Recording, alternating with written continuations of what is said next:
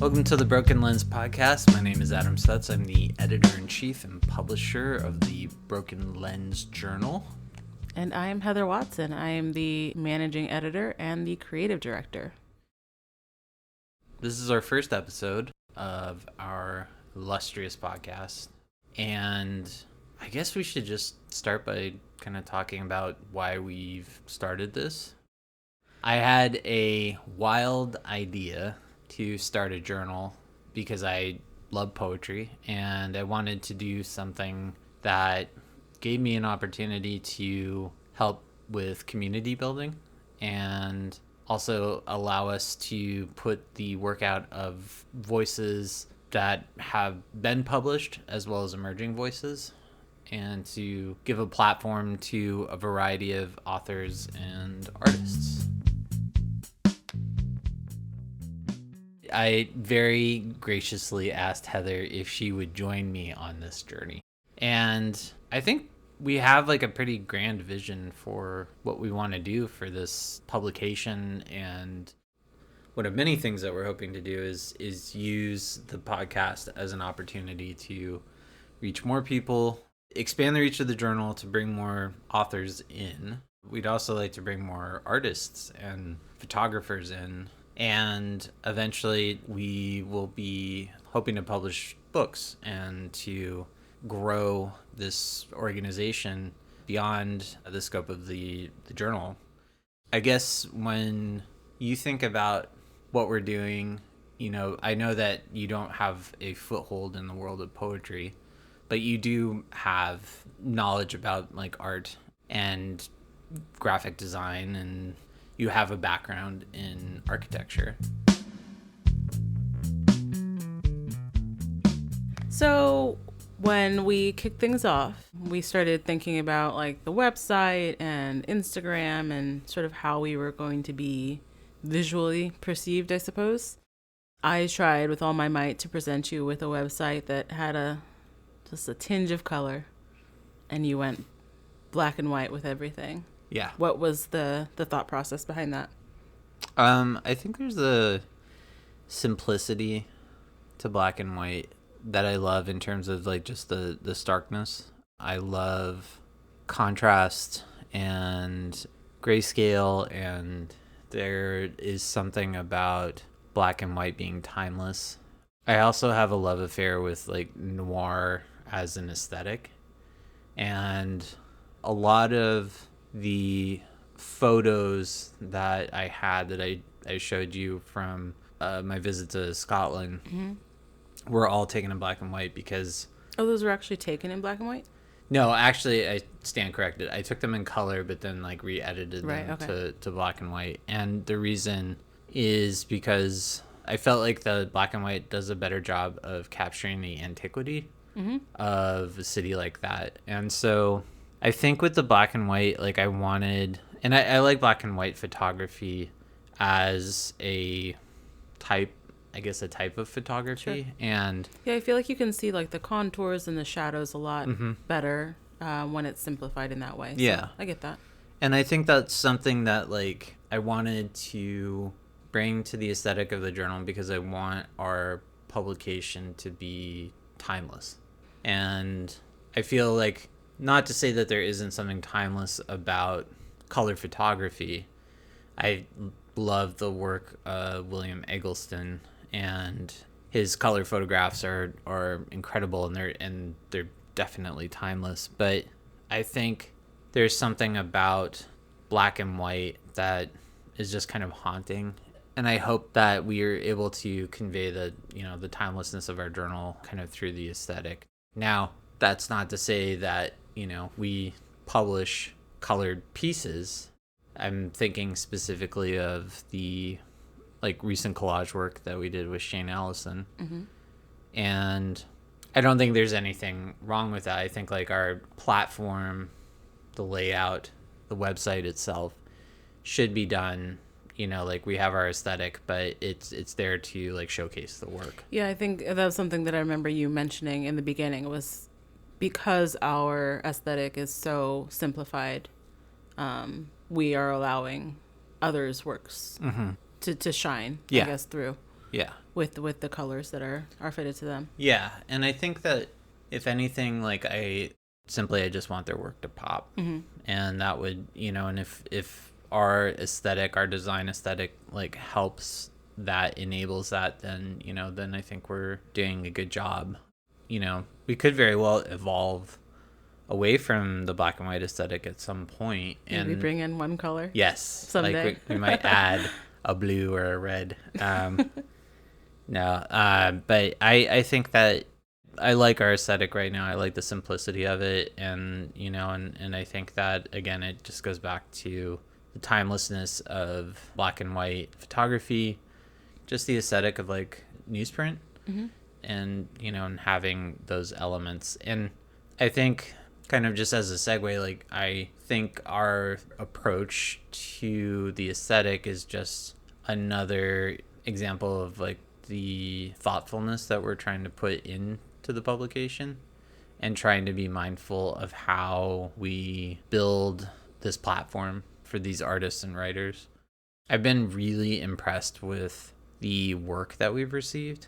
I continually find myself surprised and pleased and floored by a lot of the work, and I'm sure that's really encouraging too for you. I mean, as a poet yourself, and just sort of seeing a wave of other writers, other artists, that kind of thing. And I'm sure we have people from all ages, so obviously people from younger generations coming up and being involved in poetry and that kind of thing. So I'm sure that's encouraging from that perspective. Yeah, definitely. And we have, to that point, like, I mean, we really do have a gamut of different ages represented in the journal, and I feel like we're making putting great effort into trying to make sure that there are a variety of voices, and lives and experiences that are being represented in our journal. And I hope that diversity continues to expand, because I want there to be like a multitude of representation in the journal. It's really, really important to me that we have that. And by the way, we can accept submissions at our website, brokenlensjournal.com. Yes, and year round. And it's our little plug early in the episode. Yeah, and they are free too. Early on, we originally decided to charge a submission fee, and maybe against our, or I should say, I made a decision against our better business judgment to stop charging the fee. And that was in reaction to a lot of chatter online about charging submission fees. And there's a variety of opinions out there about charging submission fees. I think that for independent publications, indie presses, journals, what have you, they often need to charge fees to be able to stay afloat. And I think we're in a position right now where we're okay with not charging fees, and that could very well change in the future, but as of right now, I wanted to make sure that we're opening the door for as many people as possible to submit to us. And that to me was more important, was providing that opportunity and making sure that there wasn't a some type of mental roadblock. Right. Yeah, I think it was a good decision. And it's I think we've certainly seen an increase in submissions since then, and I'm encouraged by that. I'm encouraged in the by the uptick, and again, just by the volume of interesting work, even with pieces that we don't publish. And I should say that having to reject work is definitely not my favorite thing. Like, I do not like doing it. I mean, I honestly wish that I could take everything on, give people, people's work a home. But, we have a certain editorial bent that we're trying to pursue. And I know from my own experience as a poet, having received, I think, well north of 250 rejections over the course of my writing, that, I didn't really fully appreciate the process of rejecting people's work until actually stepping into the role of being an editor, and then seeing how difficult it is and how it is a highly subjective process. Yeah, and it's so personal, so subjective, and it's, I have to assume, very emotional to make yourself, as a person submitting, to make yourself vulnerable in that way. Yeah. And then to have something rejected, I'm sure is difficult. Yeah. So it does not, it's not an easy decision on your part, for sure. Yeah. I think it's important that anyone listening knows that just because our publication, or any other publication for that matter, rejects work, does not necessarily speak to the quality of the work. There is some work that I received that is strong, but I just don't feel like it fits within the scope of the journal and or the issue Right. that we're putting out. And I'm trying to think also about the pieces and how they talk to one another, how they work together. Mm-hmm. That's also really important. Yeah, I mean, using that as a segue, can you talk a little bit about how you, like, your editorial process, what your vision is for, like, how you're approaching that decision making? Like, what's your vision as a whole, whether it be for an issue or the journal overall? I think my approach is largely, I have an experimental bent, or I don't know if experimental is really right, because I even with my own work, it's probably not fair to say that it's experimental. I'm looking for things, for pieces, so whether it's poetry or some hybrid work or photos, what have you, that makes me look at the world differently. And, with our mission statement, it's about this idea of, kind of looking at the world through a broken lens, but not seeing it so much as damaged, but as a way that kind of opens up vision to new dimensions and, changes focus and makes it, just provides like an interesting, forum, an interesting like opportunity for thought, discussion, what have you. And so the work that I'm looking for, I want to see, tight language. I want to see things that are surprising. I want to see how someone, if I'm looking at a poem, how their poem commands, certain language and rhythm, and, that they use certain techniques in their writing that, create new music. And with photos or artwork, I want to be able to, have something where I look at it and it makes me have an emotional response, but also gives me a way to see out into the world, like being able to see the world through somebody else's eyes, or through a new perspective, through distorted perspective. So all of those things, that very ineloquent way of putting that, I want the work that we receive to open up new possibilities and new dimensions. And I hope that we do that. I'm sure there's probably people ready with all sorts of opinions about whether or not what we do achieves that. But in my experience and my perception of the work that we take, that's what I'm experiencing when I read through the issues that we've published. Yeah, that makes sense. And we just hit 4 issues, which is very exciting. We're a year in. It's amazing. It's kind of remarkable to think about that we've been doing this for a year, that, we have, within the next month, we'll be releasing the 5th issue. Mm-hmm. That, along the lines with the increase in submissions, we've also expanded the amount of work that we're seeing in each issue. And I like the trajectory of the journal. I mean, like, I think it's been really interesting, and I hope that when whatever it evolves into, that we, if anything, that like we become, a touch point for conversation, mm-hmm. and for continuing to build community, and that all of those things, are able to manifest in our, the development of the journal. Right. One thing that I noted is that when we started, you really took the reins on like setting up the website and doing our design work. Like, our logo is entirely your handiwork. I mean, you crushed it on that. Like, I feel like you were able to like build out a logo, and I am reticent to use this word, but like our, kind of branding for the journal. How was that experience for you, like doing the design work and like building out the website? Because you hadn't had a lot of experience doing like website building. Yeah, that's right. I mean, I had something before when I was younger. I had a food blog that I I made and maintained myself.